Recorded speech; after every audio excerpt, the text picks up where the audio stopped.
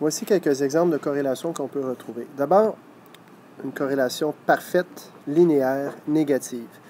C'est assez clair, ça fait une ligne droite qui descend.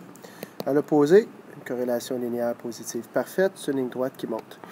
C'est essentiellement dans les phénomènes physiques, par exemple l'expérience de pousser dans le vide,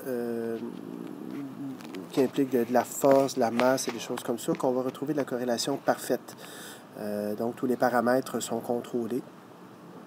Les variables qui peuvent influencer le comportement de ce qu'on observe sont éliminées. Donc, il n'y a pas de friction, il n'y a pas de frottement, et ainsi de suite. Mais dans la vraie vie, on va plutôt voir des corrélations qui varient, donc de moins 1 à 0 ou de 0 à 1, soit fortes comme ceci, soit moyenne comme ceci, ou faible comme ceci. Pourquoi faible, moyenne, forte? Bien, si on regarde ici, oh, c'est pas ça que je veux faire, c'est ça ici. Alors, par exemple, le rectangle, et le rectangle. Donc, les rectangles sont de plus en plus étroits et longs, donc la corrélation est de plus en plus forte. Même chose pour ces trois ici. Or, des fois, on va avoir une corrélation qui est nulle. Corrélation qui est nulle, linéaire nulle. Ça veut dire que le comportement des variables ne tend pas à s'aligner comme une droite. Alors, ça peut être un peu n'importe quoi, comme on a ici. Soit un carré, soit un cercle, ou quelque chose de vraiment diffus. Ça ne monte pas, ça ne descend pas, il n'y a vraiment aucune tendance. Il y a d'autres types de corrélations qui peuvent être très fortes, mais qui ne font pas appel à des modèles linéaires. Alors, par exemple, ici, c'est une parabole, donc une corrélation linéaire sous un modèle de polynôme du second degré, ou encore comme ceci, sous le modèle d'un cercle. Mais ce ne sont pas des corrélations linéaires, donc on va dire que la corrélation linéaire, elle est nulle dans ce temps-là. Différents exemples qu'on peut retrouver comme corrélation. Maintenant, pour terminer, l'interprétation d'un coefficient de corrélation. Dans une étude statistique, je vais revirer au jaune, il faut toujours observer le nuage de points dans son contexte ou le tableau à double entrée, mais je recommande de convertir en nuage de points lorsque c'est possible, et regarder le coefficient linéaire qu'on obtient avant d'interpréter des résultats. Le contexte va nous aider aussi.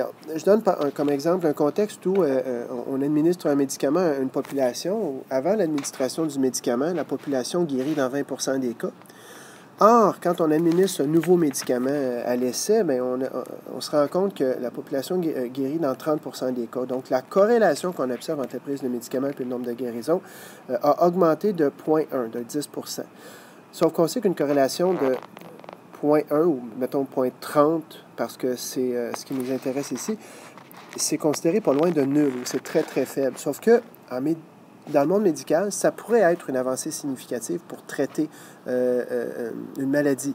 Alors, dans ce cas-là, même si la corrélation semble être très faible, bien, le résultat est important parce que ça signifie que peut-être 10% des gens vont pouvoir guérir davantage de cette maladie. À l'opposé, des fois, on peut avoir une corrélation de 70%.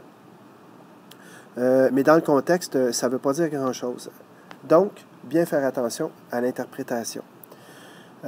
Également, on peut parler de causalité. Cause à effet. Deux phénomènes qui n'ont aucun lien entre eux peuvent fournir des données qui croissent ou décroissent en même temps. Donc, on peut observer une forte corrélation entre deux variables sans qu'une soit la cause de l'autre. Par exemple, comme j'ai dit en classe et qui a fait rire certains élèves, une panne d'électricité peut se traduire 9 mois plus tard par une augmentation du taux de naissance dans un hôpital d'une région. Une panne d'électricité qui aurait pu durer 2-3 jours. Mais il n'y a aucun lien entre le fait qu'il y ait de l'électricité ou non et le fait qu'on assiste à des naissances. Par contre, on peut imaginer ce que les gens font quand il n'y a pas de télé ou ils doivent s'éclairer à la chandelle. On parle ici bien sûr de personnes qui veulent fonder des familles. Alors, en résumé, toujours tenir compte du contexte et exercer son jugement avant de qualifier une corrélation. Pour fin de programme de 4e secondaire, ce qu'on veut essentiellement que les élèves retiennent, c'est les étapes qui vont suivre dans la prochaine capsule.